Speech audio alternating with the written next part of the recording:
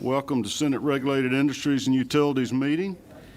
We've got two bills on our agenda today, and we're going to start with Senator Thompson, who, by the way, is the birthday boy today. Happy birthday, Senator. Senate Bill 45. I'm letting you go ahead of the rules, Chairman, since it's your birthday. Move from 29 to 30, Senator All Albert. right, you're getting on up there. Old enough to serve in the U.S. Senate now. I didn't know there were any limits on that, Senator. Everybody should have the bill in your folder. We're working off of LC 364494. There's also a few handouts in here, but I think they're mostly associated with the next bill. Floor is yours, Senator, if you'll describe your legislation for us. Thank you, Mr. Chairman. This is a pretty straightforward bill. What this seeks to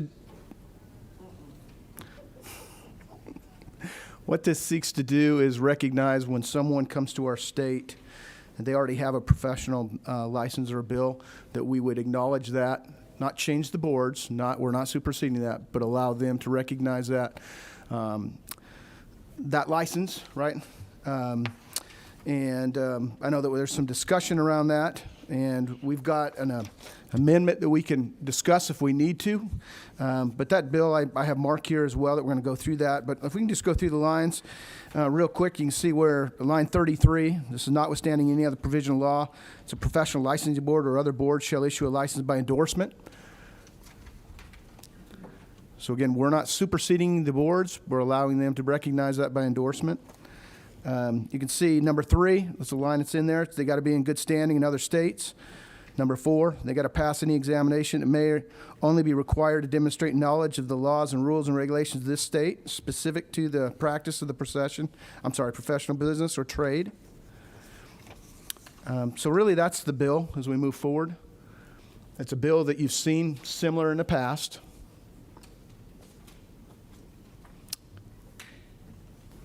Is there a particular problem you're addressing or complaints? I mean, what brought this to your attention? So just in a matter of COVID, we've had a lot of people that have come to our state that have the trades and trying to be able to recognize the professional license they have in these trades. And so we're trying to be able to allow them to come to work into our state. Okay. Any committee members have questions? Senator Kennedy, I'll recognize you, and Senator Tippins, you'll be next. Mark, you want to step up here? Thank you, Mr. Chairman. Thank you, Senator Thompson. This looks like a good bill. One thing that comes to mind when I'm looking at lines 33 through 43, and it looks like the metrics are good, that you have to have a license in another state, that the qualifications in the other state have to be similar to what we have in Georgia, that they're in good standing.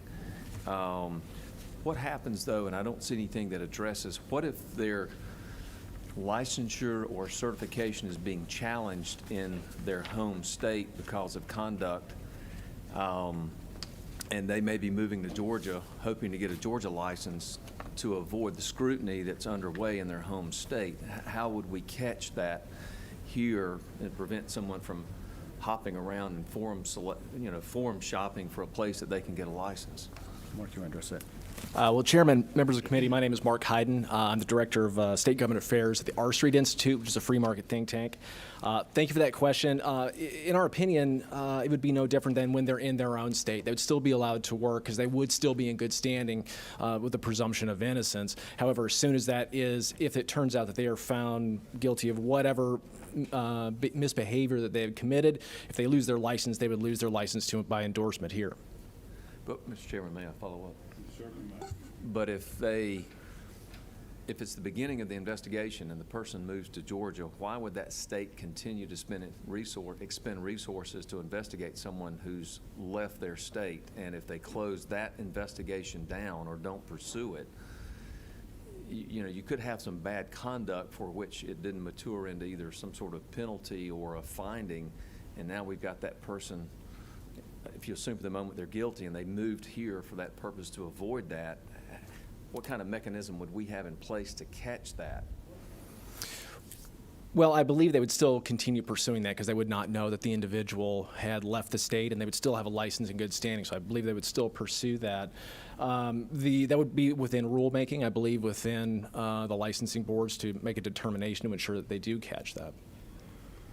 Here in Georgia, you're Yes, sir. saying that we, okay. I'm not sure I agree with, I would hope you're right, but I'm not sure that I would agree with you that, and I don't live in this world, you do, so I'll defer to your judgment, but it would seem that if a bad actor in another state, in fact, did move, they would be incented to let the state they're leaving from know that they're moving in hopes that they would stop the investigation. In my experience working in other states that allow universal recognition and reciprocity that goes far beyond what this is recommending, that hasn't been the case to my knowledge. They keep their license in good standing because that's what they need, and they don't let the board know that they're leaving the state. Okay. Senator Tippins, recognize you for a question. Thank you, Mr. Chairman. Senator, who would make the determination on what constitutes substantially similar requirements for licensure? Yeah, we just confirmed with him, that's going to be the board. I mean, we worked with the Home Builders Association on this as well, and they support that. So, I mean, the board's going to determine whether or not you meet that. Okay. I know a good bit about the construction industry, but the other industries that are licensed, is there pretty much uniform standards across the United States, or is there variance in any particular fields that are significant that would cause question? I mean, the answer is yes. Senator, yes, there are variations from state to state. Ordinarily, what we see is they're pretty close, and that's why we have the substantially similar language in here, because if let's say Alabama requires 99 hours of education to do a certain occupation, and we require 100 hours or 98, we think that's substantially similar, and we don't want to send them back to school. We want to get them back to work. There are some occupations that are substantially dissimilar. I believe Tennessee requires an enormous amount of time to become an auctioneer, whereas Georgia has a lower standard than they do. So there is some variation, but the substantially similar language that we put in hopefully captures all of this. One more question, if you don't mind. You use the term endorsement. I don't see a definition of endorsement. Can you tell me exactly what that is? Is that just a process of accepting another license as our state's license, and we issue based on that license? Is that what that term means, or does it have any further legal ramifications to it? They're endorsing your license if it's substantially similar in all the scope to be able to work here, and that endorsement, it's two-way. They can remove that endorsement if you do something that is inappropriate, and then you'd no longer be allowed to work here. So does the state issue a Georgia license, or do we just allow them to practice under another state's license in the state? They issue a license by endorsement, so they're issuing actually an endorsement rather than a license. But in essence, it will serve as the same thing as a Georgia license that our boards will have complete control over. Okay, thank you. All right, Senator Albers. Thank you, Mr. Chairman. First, Senator, thank you for bringing this bill forward. Isn't it true I've got a lot of military families in my district, and I've actually had some of this exact stuff come to me where they moved here and a husband or a wife was unable to do the job that they've been doing for many years and had to go through a lot of bureaucracy, loss of income, and loss of time. That's true, Senator. Thank you. Getting back, I think Senator Kennedy brought up a good point, but in all the things that I've ever been involved with the licensing, they end up doing usually some type of a background check. They're still going to have to fill out the application, right? So isn't it true that, and while I think you brought up some very important points, that vets out in the normal process anyway, as they would fill that out. Is that true? Senator, as long as the boards are doing what they're supposed to be already doing, yes, that's going to come to light. All right. And isn't it further true that we do this already for other things? In this case, we're taking care of our military heroes and their spouses.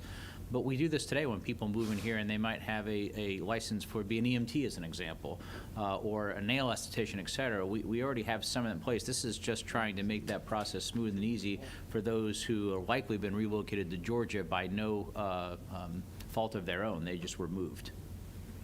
Again, very true, Senator. Thank you. Knows what he speaks.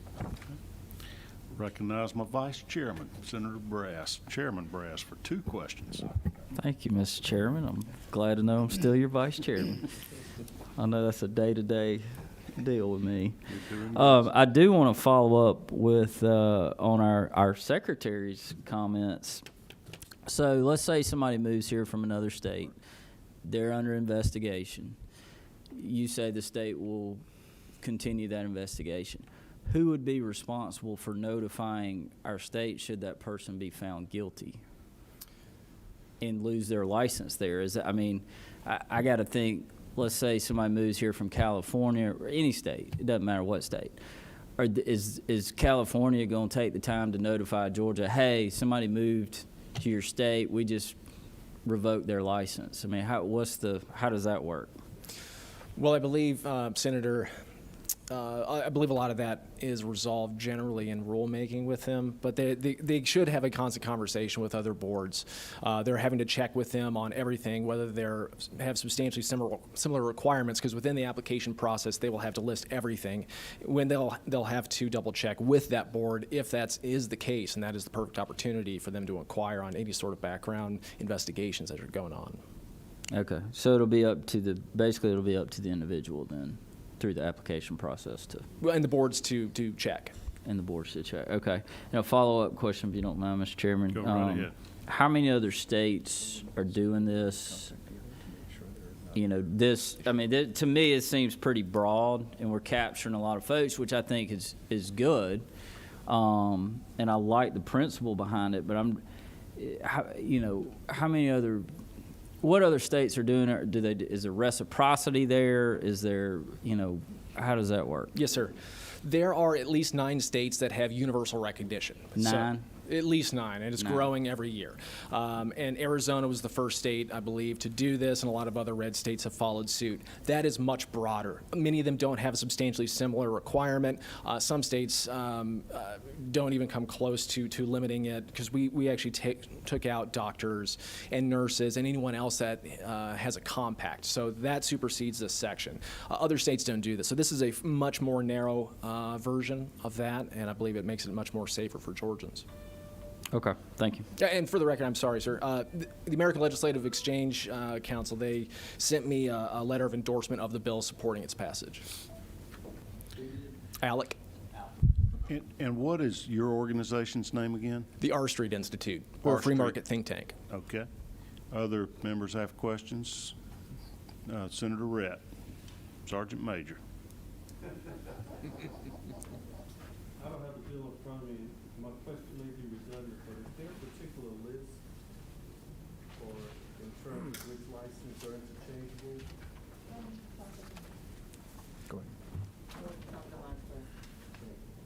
ahead. No, sir. That would be up to the board to determine what is substantially similar. And since they're already required to do this by law now, they should already have that. The boards would be the ones that would maintain that.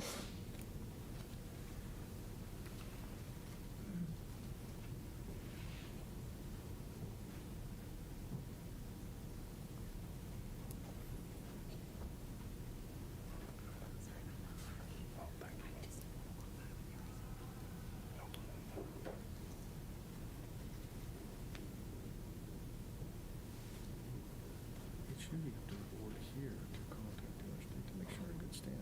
Yes, that's what.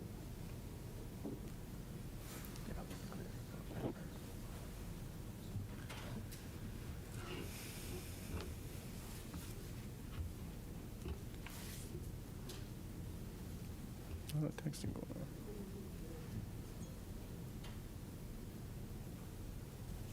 on. Are you following up with a question, Senator Redd, or? I'm good. You're good, okay. I thought you had to read that to finish up. All right, thank you.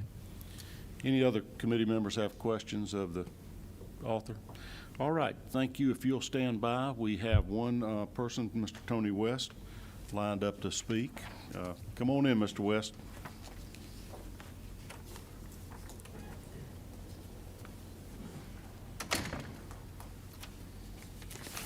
Thank you, Mr. Chairman.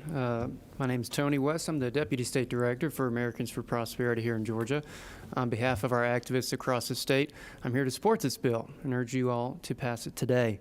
AFP, we support the removal and reduction of any burdensome occupational licensure requirements that may keep people from pursuing work in the field of their choice. And I think this bill would go a long way to make sure people wanting to come here, wanting to work, provide a service to our fellow Georgians. That's a good thing.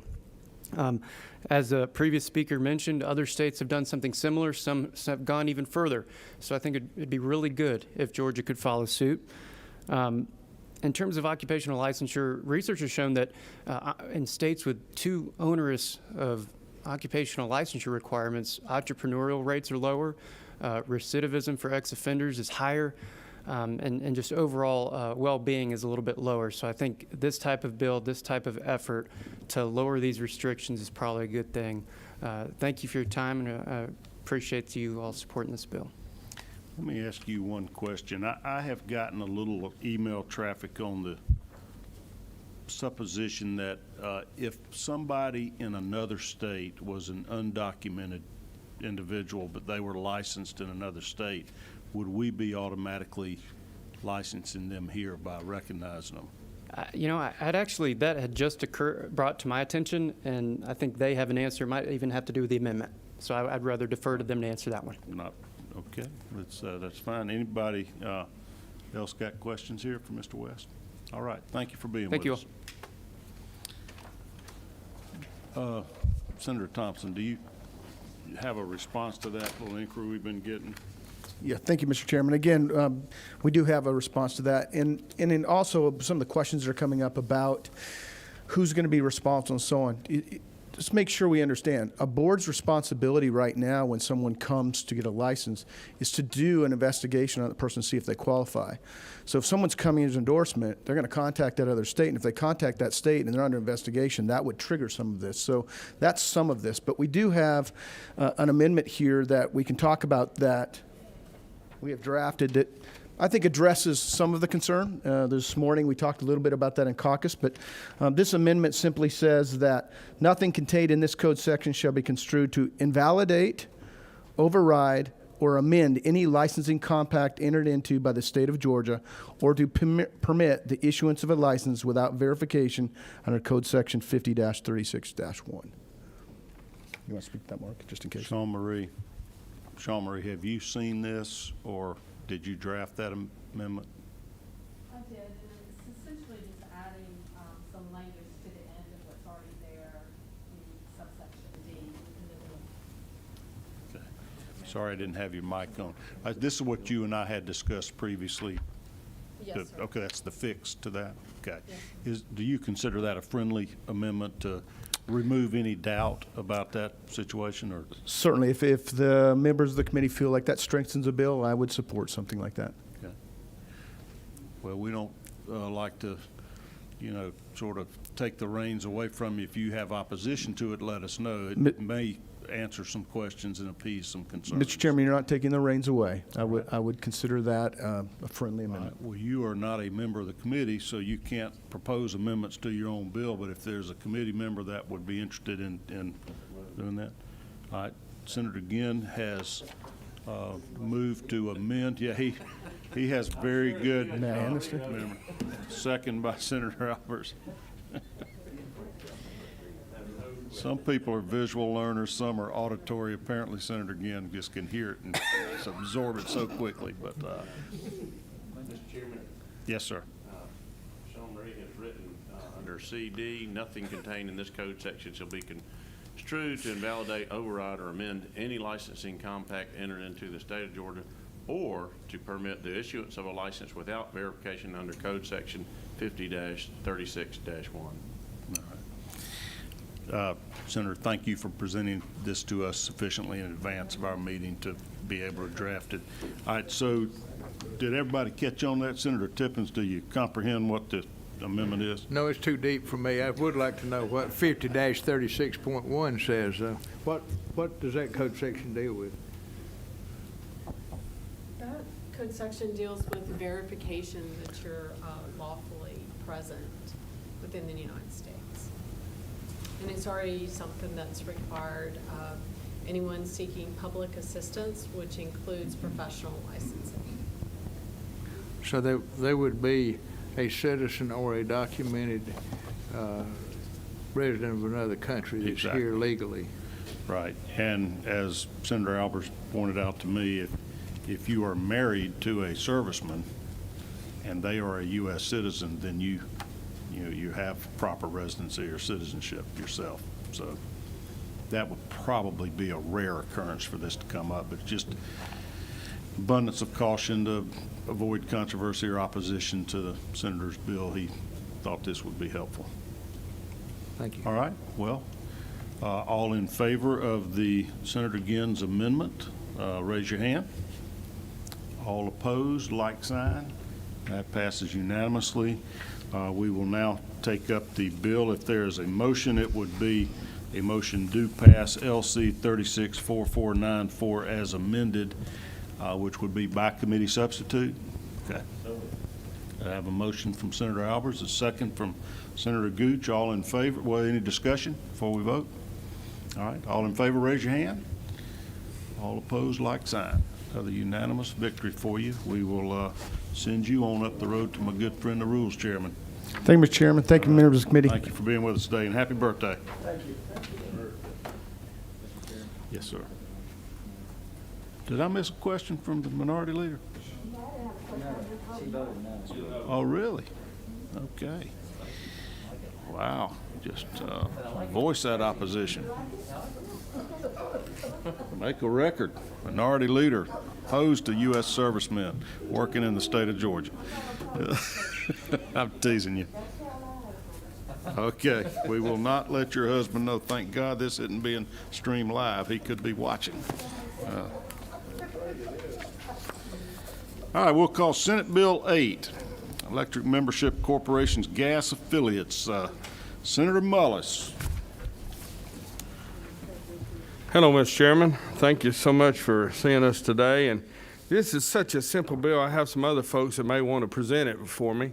And if it's okay, I'd like to bring those in. Is that all right?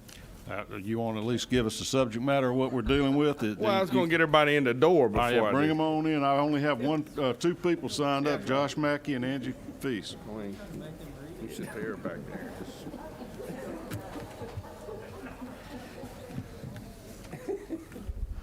We're glad that you're so committed to the cause. I am, indeed, indeed. Mr. Chairman, Senate Bill 8 is no stranger to this committee. It's been here before.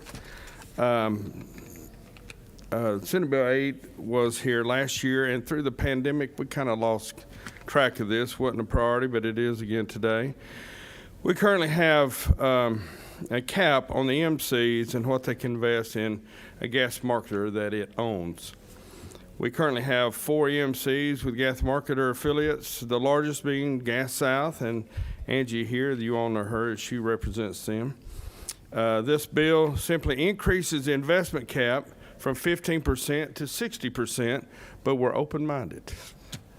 This bill will help Georgia's company remain competitive and allow it to grow and create more jobs for our state. And I have Josh Mackey and Angie Feast here to answer any questions you may have, but I'll be glad to go further if need be. No, that's great. I think the whole thing is on the percentage of the increase for the cap. That's the only thing your bill does on line 14 is you're changing the 15% to 60%. That's right. All right. Well, thank you. Any questions for our good friend, the Rules Chairman, Senator Mullis? If not, we will turn the reins over. Oh, the Vice Chairman is getting active. Senator Brass. Feeling hot today, Mr. Chairman. You may have a bill you need Yeah, out no of Rules comment. Committee one day. Well, I mean, I remember we had this discussion last year, and when there was really the 60%. It seemed to me there was a general consensus that number was a little high. Increasing 400% from where we're at, and I don't know that we ever. For some reason, that number was 15% to start with. Whenever this bill originally passed, I don't know. And I don't know that we ever got a good answer on why it was set at 15, but I hesitate increasing anything 400% going to 60, I would feel much more comfortable, say, I don't know, maybe we just double it, 30, just kind of throwing that out there. And I know we've discussed it. Sometimes that number, some think that number's too high, some think that number's too low, and typically, if that's the case, then it's Kind of like a might be a good Goldilocks number. thing. That could be just right. Yes, sir. And if you wanted to increase it to that much and with a hug, I'd be honored. And a bowl of porridge with buttermilk. All right. But the MCs are for this increase, of course, because we're dealing with them. And Georgia Power has a neutral position. They're not against it at all. So just let you know. I appreciate the commentary. I don't know that was a question, but that was. Would the author, the question was coming, Mr. Chairman, I'm sorry. Here we Thank you go. for Let's keeping me wrap on that up. track We're here. We're one. Would the I get author it. be amenable to, if we were to amend it I'm from very 60 amenable. down to 30? Yes. Amenable, agreeable, Question. likable, considerate, yes. You're a great American. Would you like to take more questions or let the, Well, Sort of would the y'all, do y'all advocates. have anything to say? We're good if you have any questions I can't answer, which would be all of them. But I'm here. Senator Kennedy has a lawyer question for you. Oh, no. But lawyers have to eat too, I understand. That's right, yeah. Thank you, Mr. Chairman. I just have a couple, and it may be that Chairman Mullis wants to answer, or. Just ask the one of other question, yes, folks. sir. So, looking He's at, against I guess lines 13 and 14, this would allow for the increase of an EMC gas affiliate, and I was just wondering, how many of those are there in Georgia? Y'all know that? There are 4. Okay. Yeah, there are only 4.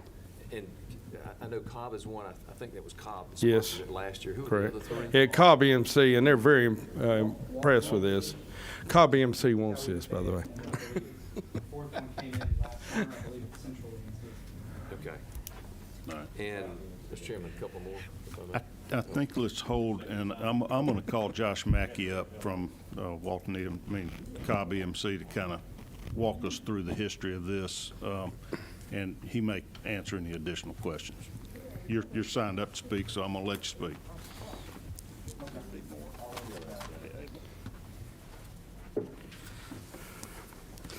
Thank you, Chairman. I'm Josh Mackey. I represent Gas South. I have Angie Feast here, who is in-house at Gas South and can help answer any technical questions I can't. We also have Craig Dowdy in the hallway. He's the lawyer who can answer any question about the history of the Natural Gas Deregulation Act, depending on how deep we go in today. So I appreciate the consideration. Just as you said, this bill was before you last year. As Senator Brass mentioned, we had a larger conversation where we originally started off this bill eliminating the cap, and we had a lot of conversations, and we amended the bill on both sides to go to 60%. A House bill did move, but then the pandemic hit. So we've come back this year starting with that 60% benchmark. We've had a conversation with a number of senators on this committee and in the Senate in general. And as Senator Mullis said, we are amenable to an effort to lower that cap further. In terms of the 15%, what counts towards this is it's technically a definition called the net property, plant, and equipment. So it's generally, and Angie can come up here if you have more questions about the specifics, it's generally the value of an EMC. The 15% of that net property, plant, and equipment is the amount that they can invest into their gas marketing affiliate. The 15% was originated back in around 2002, and the origin of it, we believe, is really out of a rural financing program that actually isn't really applicable to Cobb EMC because they don't take any government financing. The main role that this functions for Cobb EMC and Gas South is when Gas South either takes out a loan or, more appropriately, has to reserve space in gas pipelines through tariffs, through AGL. Cobb EMC acts as a guarantor, and all those guarantees count towards this 15%. Gas South has been an incredibly successful company over its history of almost 2 decades. They're a growing company. They have a presence across the Southeast now, and so they have creeped up towards this 15% cap. They're not there yet. They're getting close. So it's prudent for us to increase the cap as they continue to grow and add jobs here at their headquarters in Georgia and throughout Georgia and the Southeast. So that's why we're looking to increase this from the 15% now. Senator Kennedy, you want to go ahead and ask your questions now? I think Mr. Mackey's probably best equipped to handle those. And thank you, Josh, for that, because you actually answered some of the questions that I had, so thank you for that. And I noticed on line 15, the percentage, the 60% of the EMC's net utility plant, it's what is allowed to be pledged. And I was going to ask you, what is the net utility plant? But I think that's what you answered when you said it was kind of everything. Is that right? Generally, the value of the asset. Do you have? Okay. Okay. The value of the assets of the EMC. Okay.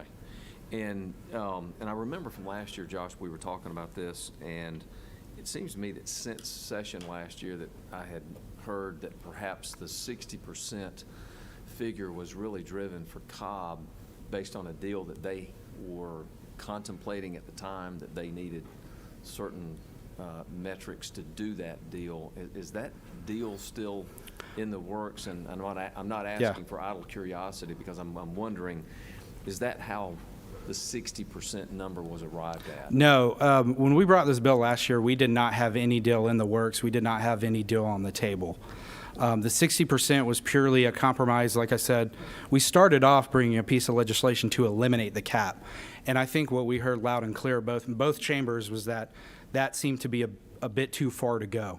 So the 60% was really a compromise number. We're at 15. We were wanting to eliminate it. 60% was where we settled. It wasn't based in any deal whatsoever. Since then, last summer, Gas South actually did enter negotiations, and in December did make an acquisition of a company called Infinite Energy. Again, when we brought this bill last year, we were anticipating opportunities like that coming up in the near future. I don't think we did not anticipate it would come up, last calendar year. And that specific one did not even come on the radar until later in the calendar year. So well past session. So y'all were able to do the Infinite Energy acquisition under the current limitation of 15%? Yes, but it has put us very close to the cap. So I would say in one regard, we came proactively to the legislature in anticipation of a potential event over the next couple years. That has actually happened, so I think it's actually in one regard more important for us when we look at different things that may happen in the marketplace that some sort of increase takes place. It's less theoretical now than it was before. And last question, Mr. Chairman, is there anything in your EMC's bylaws that require some sort of member either notification or approval of something like this?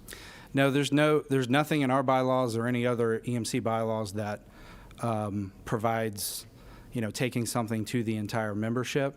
I think Gas South and Cobb EMC have done a good job of promoting this issue amongst their membership, and generally the activity that Gas South does, along with the success that it's brought to its members. Okay, thank you, Mr. Chairman. All right, Senator Tippins.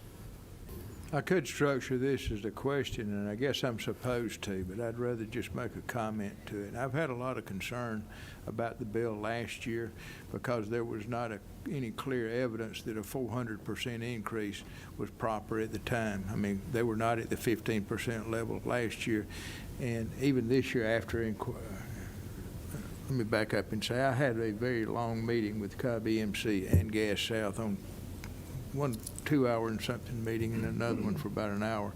But they've inquired Infinite, and partly but with funding from EMC and also with private funding, they acquired it, and they're still below 15%.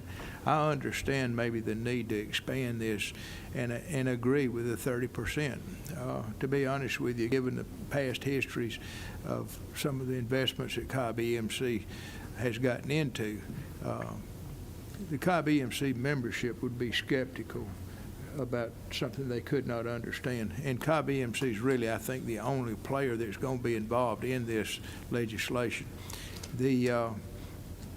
Basically, Cobb EMC is a guarantor of the obligations of Gas South, and it's But Gas South owns very little assets. They're basically a brokerage company.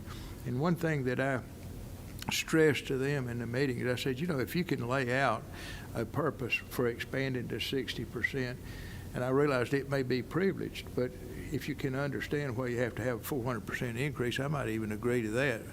But at that, I would have, and I've told them, told Mr. Heinzelman, who was the former president of it, that I said, this is a cooperative, it's owned by the members. We're talking about pledging basically the net worth of the cooperative to a wholly owned subsidiary. Gas South has proved to be very profitable for Cobb. It's been a good investment, but I think to go beyond the limit on what we're talking today, it really needs to be approved, whether it's required by bylaws or not, because of the past history. I think to gain the support of the membership of EMC, they have a very low turnout in their annual meeting, but they have a very active core in that group. And I favor the amendment. I would not favor the 60% because I don't know that there's a justifiable explanation for it. But I think 30%, it gives them room to grow. Another caution I gave them was this: I would feel very reluctant to have any kind of long-term investments, especially in the acquisition of capital assets and anything that has to do with the fossil fuel industry, when you've got many cities in the United States today that are saying by 2030 we're going to be completely fossil fuel free. That was like investing in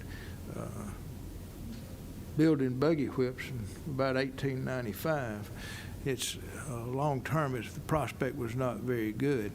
But I think this makes sense. I want to speak in favor of the bill. I want to speak in favor of the amendment because I think it's more realistic in what the needs actually are and will be probably for the foreseeable future. I appreciate the chairman bringing the bill, and I appreciate EMC and Gas South agreeing to a lower rate.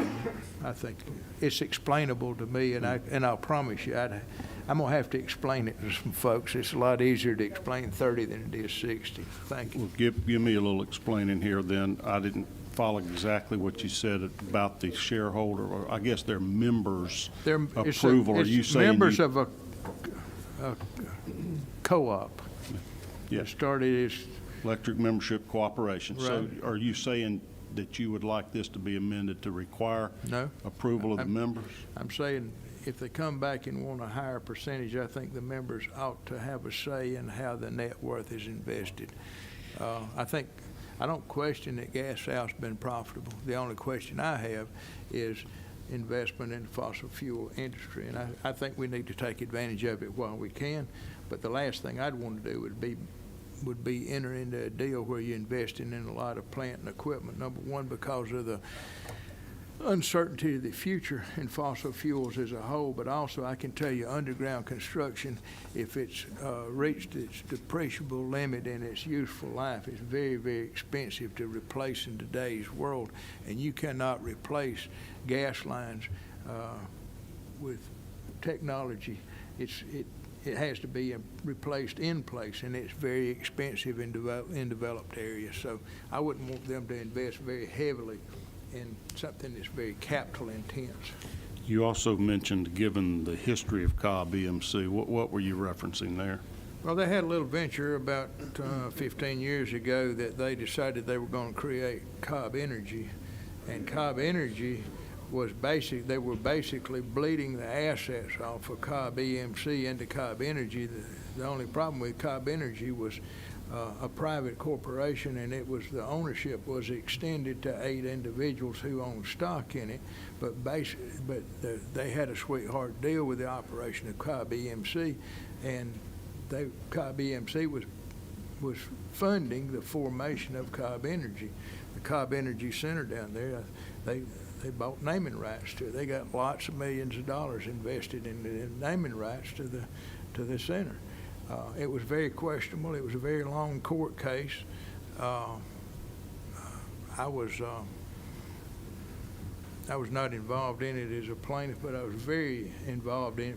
And when I saw the business practices that unfolded, the the membership of Cobb EMC was very skeptical at that time. They still remain skeptical. We have a good board now, and I've been told, well, you don't have to worry about it because the board's in control. I get that. They've got a good board, but they also had a board when the train ran off the track. And I'm not trying to slam anybody because most of the people on that board are my friends and I've known them a long time. But things can go wrong, and they did go wrong. And I'm glad that they're back on track. I just want to be cautious about how much of the net assets of Cobb EMC are put at stake with this outside of the core business of Cobb EMC. Thank you. Mr. Mackey, I've got a couple of questions for you, just to get some perspective. Sure. You mentioned the value of Cobb EMC. What is the value of Cobb EMC's assets? I don't know that off the top of my head. Do we have an answer for that? Off the top of my head, I don't have that. I can get that for you. Okay. I believe it's 700 million. Yeah.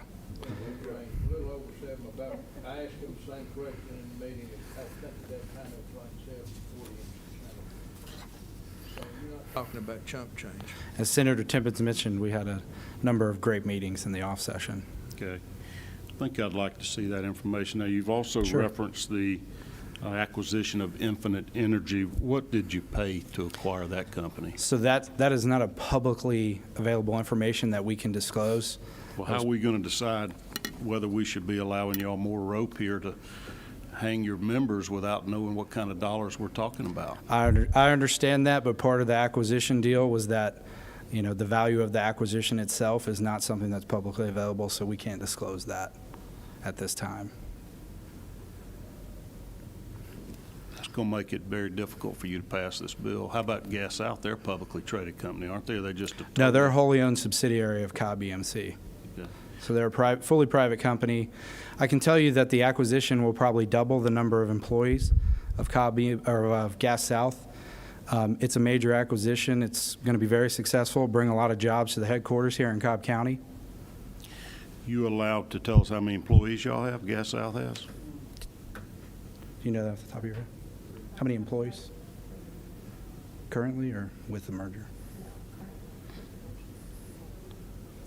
Probably double that. So currently about 300 employees, and so with the merger, it'll probably be close to double that, close to 600.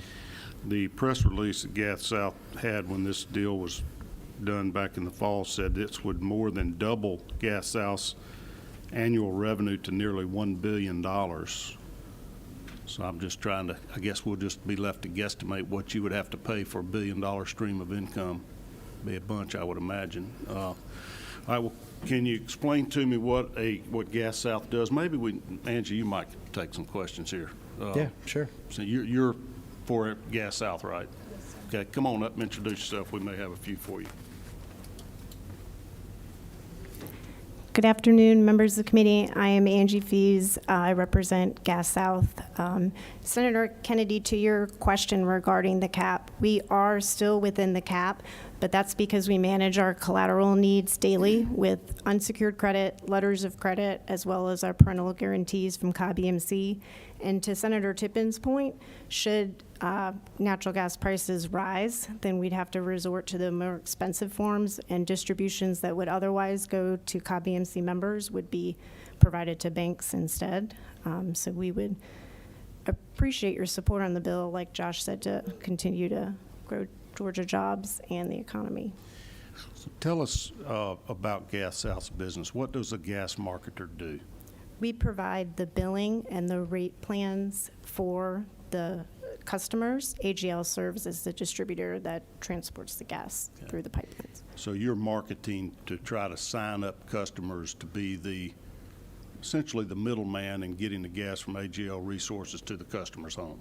Correct. And in exchange for doing that, you get paid by the customer a monthly fee. Yes. And it's based by the therm, I think they call it in natural gas. Mm-hmm. All right.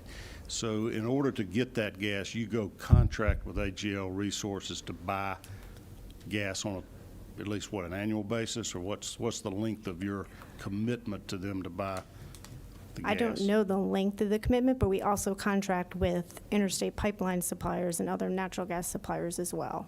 Okay. And we have to provide those guarantees to them.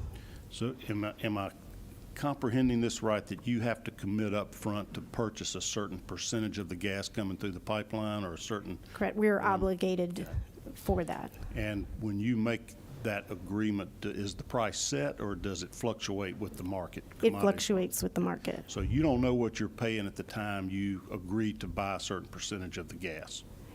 It would, yes, it fluctuates. It's very fluid. And is that why this 15% may not be enough to secure your obligations, because you're obligated to buy gas at an unknown future price? Correct, I believe. And if that Correct. price goes up, then your 15% isn't going to be enough to secure the amount of money you're obligated to pay to buy gas. Yes, but it depends on how we manage that, because we do get, depending on the supplier, we get different, but some would offer unsecured credit. Sometimes we have to get letters of credit, and then we also have parental guarantees. So we manage all three of those depending on where those prices are. And one of those things is by pledging the actual assets, the infrastructure of Cobb EMC that's used to provide electricity to your members, which was the reason we formed the EMCs. And I see it in my bills from gas. I've got natural gas heat. Sometimes you can lock in. In fact, they try to induce you, the marketer, to lock in at a certain price per therm, right? So can't you just get absolutely reamed if the price of the gas goes up above what you've contracted to sell it to these customers for? But we also manage that consistently, and we hedge, and we have derivatives, and so we're always very obviously cognizant and prudent about that. Okay. But that's the formula essentially, right? I mean, okay. And you've got, I think it's now over 425,000 residential customers that are all throughout the southeastern United States. Correct. We're in Florida, Georgia, and the Carolinas. Okay. How many of those gas customers are in Cobb County, or Cobb EMC's footprint? I guess it's larger than just Cobb County. I don't know the specific number, but I can get that to you. Yeah.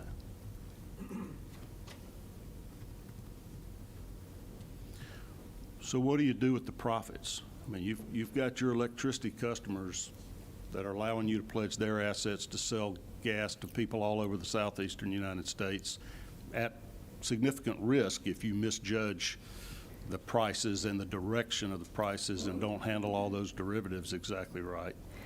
100% of our net profits goes back to Cobb EMC. Okay. To be distributed to the members. Yes. And to keep rates low. It doesn't go back. Hold on. Hey. I'll recognize you when it's time to talk or ask questions. It's not a roundtable discussion. So how long have you been in this business? Since 2006. Okay. So that must be when the law was changed to allow you to pledge assets to have, I guess, the EMCs to have bought you? I believe that was a couple years before, in 2002. Okay. Is this similar to what Enron did that went bankrupt? They were brokering commodities like fuel or energy or power? I don't It's not? think so, no, Okay. sir. Different beast. Yes. Okay.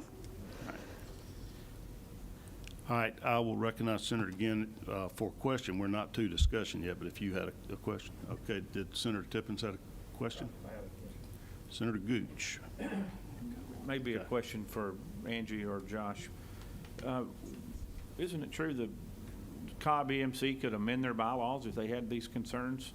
If they wanted to put a cap on this leverage percent, couldn't they do that internally with their own EMC boards through their annual elections? Amend them to, If the board members, like Senator Tippins was talking about, there was a concern that you may get a little bit too top-heavy with debt, could the Cobb EMC not put their own limits on through their elections each year by board function? You know what I'm saying? You understand what I'm asking? Yeah, I mean, I think I do, as long as it's if it's less than the statute. The statute places a cap. So if they wanted to go below, the board of directors themselves or through the bylaws, however they chose to, could do that.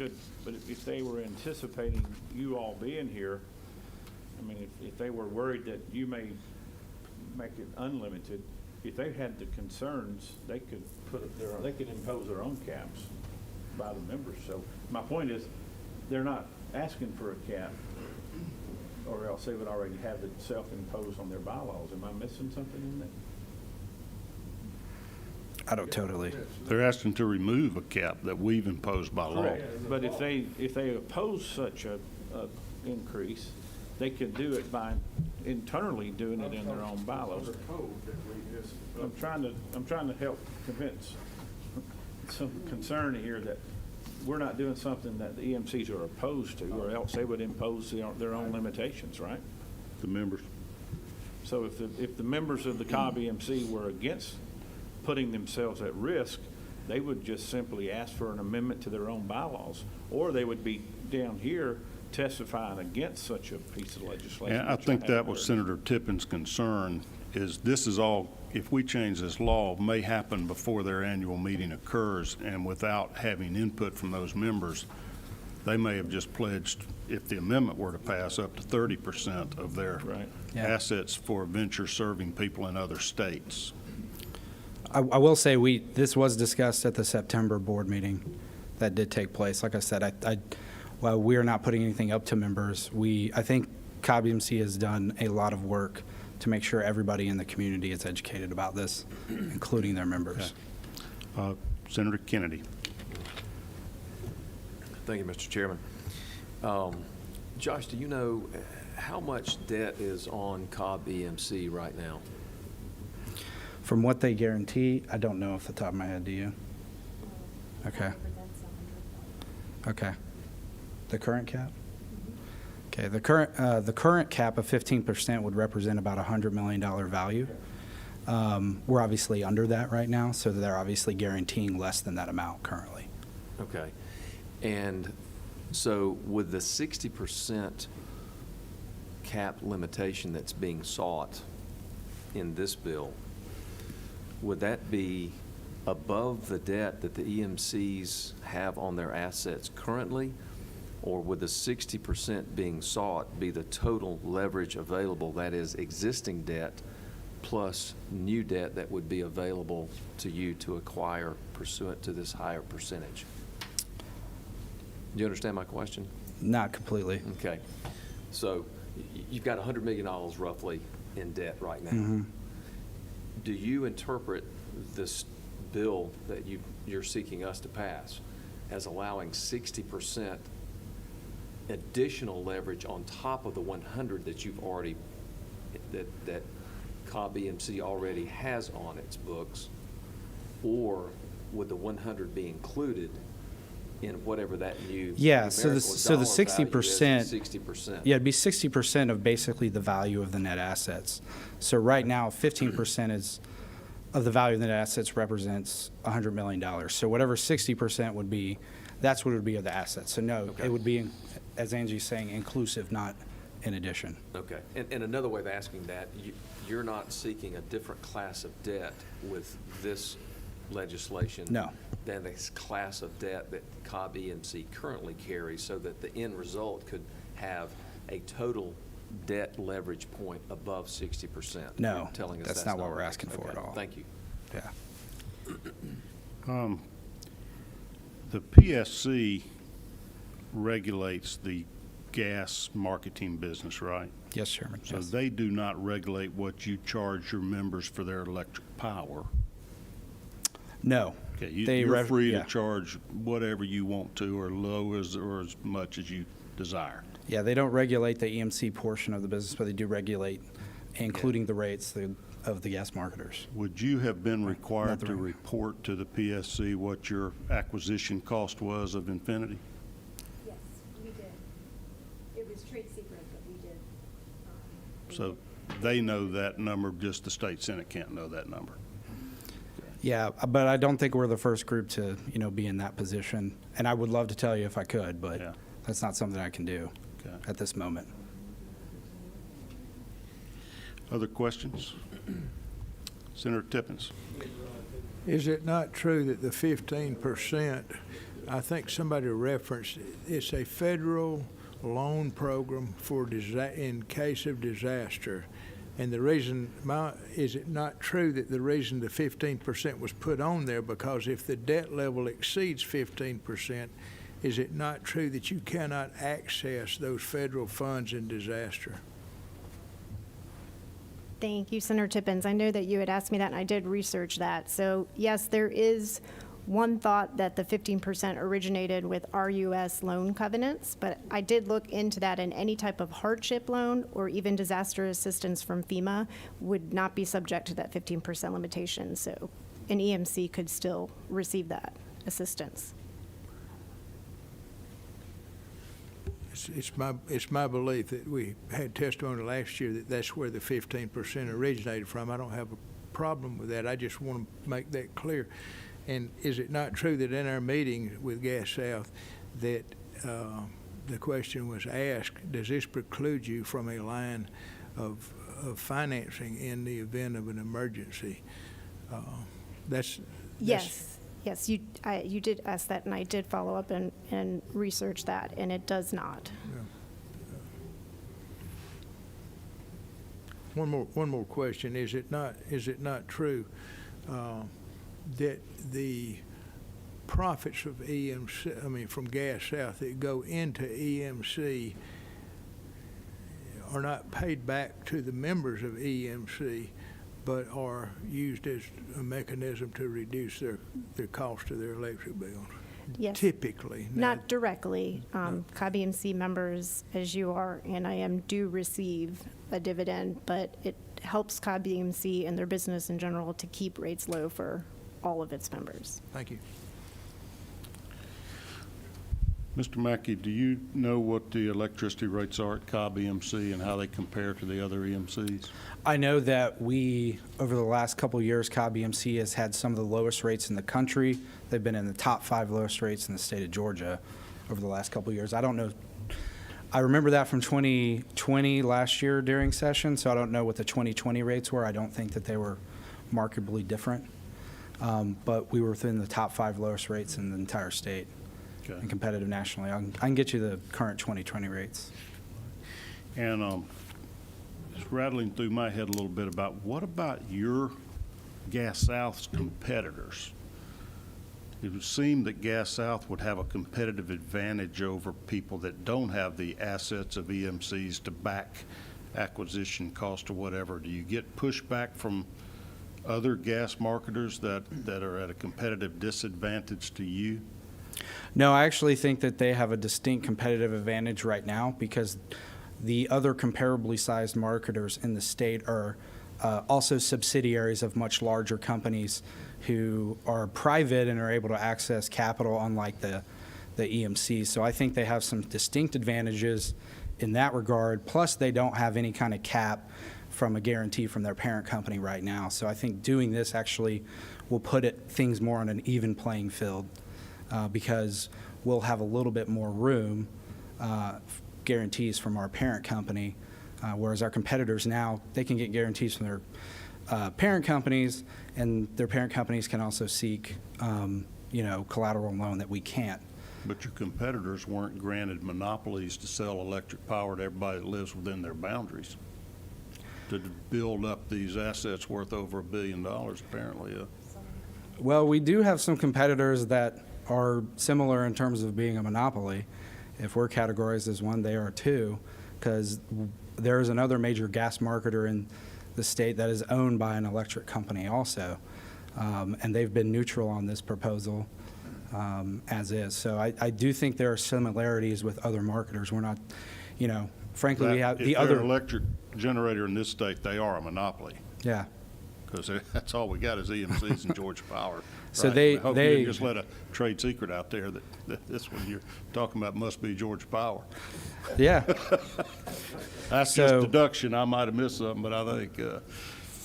So they do own a comparably sized gas marketer in the state. The other similar sized gas marketer is owned by another energy company from out of state. I think it's based in Ohio now. Why the consolidation in the gas marketing? Sounds like that's what's been going on as people have been getting gobbled up by the bigger players. I would say that there has been some consolidation, but there's also been new entrants. Like we have a new EMC, I think there's, up to 14, 15 marketers in the current market space, so there's a lot of competition. I think you've had, maybe around 6 that are similarly sized. Now you have 3, but we still have 14 to 15 marketers. We have new entrants. We have EMCs getting into it, so. Okay. Any other questions? All right, here's what I'd like to do then. Senator Brass, thank you for your amendment. It seems like it's friendly amendment from the author's standpoint, and what I will probably do is build that into a committee sub for us. And if you will get me the information that you're allowed to. Sure. If you'll do that, we'll put this back on for a vote at a later meeting, but I need to follow a few little rabbit trails first and get some information, and we will accept that. You don't have to, since you're just changing the number from 60 to 30, you don't have to present anything formal. Sure. We'll be happy to follow up with each of the members. Would you leave me the contact information for the attorney you mentioned previously? Because I'm fascinated by the history of this, how we ever decided to let EMCs get into other businesses, and I know there's a backstory there as we were trying to have deregulation of the gas industry and have enough competitors in the market to help folks. But I think it's sort of grown a little bit vaster, and geographically in particular than anybody anticipated. But we'll appreciate any other information you can bring us. We'll get you the information you asked for, and I'll introduce you to Craig after this meeting. All right. Thanks so much. We'll stand adjourned. We'll meet again on Tuesday. Let me know if you got bills you want me to hear.